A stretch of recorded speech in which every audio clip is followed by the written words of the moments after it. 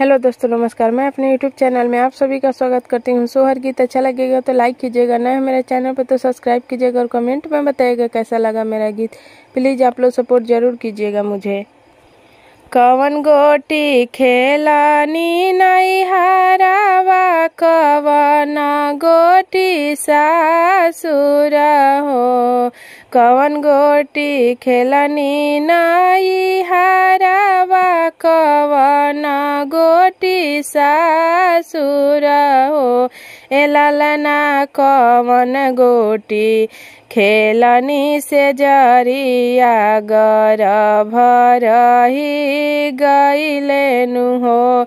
ए लालना कवन गोटी खेलनी से जरिया गर्भ रही गईलेनु हो। ईटा गोटी खेलनी नहीं हारावा, पथल गोटी सासुर हो।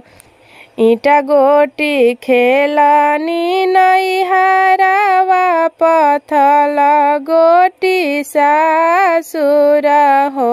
ए लालना प्रेम गोटी खेलनी से जरिया गर्भ रही गईलेनु हो।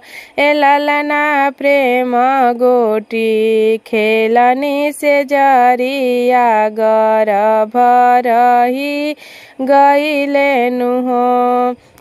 केकर संगे खेलानी नहीं हारावा, केकर संगे सासुर हो। केकर संगे खेलानी नहीं हारावा, केकर संगे सासुर हो। ए लालना केकरा संगे खेलनी से जरिया गर्भ रही गईलेनु हो।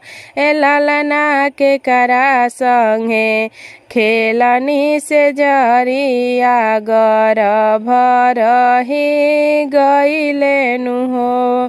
सखी संगे खेलनी नहीं हारावा, देवर संगे सासुर हो।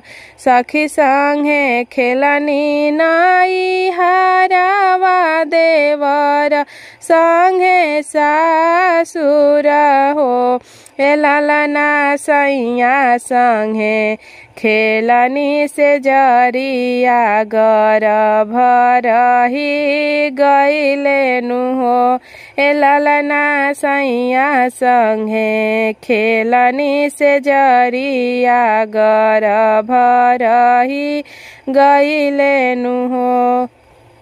कवन गोटी खेलनी नहीं हारावा, कवन गोटी सासुर हो।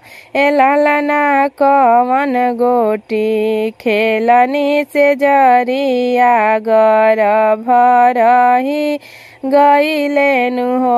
ए लालना कवन गोटी खेलनी से जरिया गर्भ रही गईलेनु हो।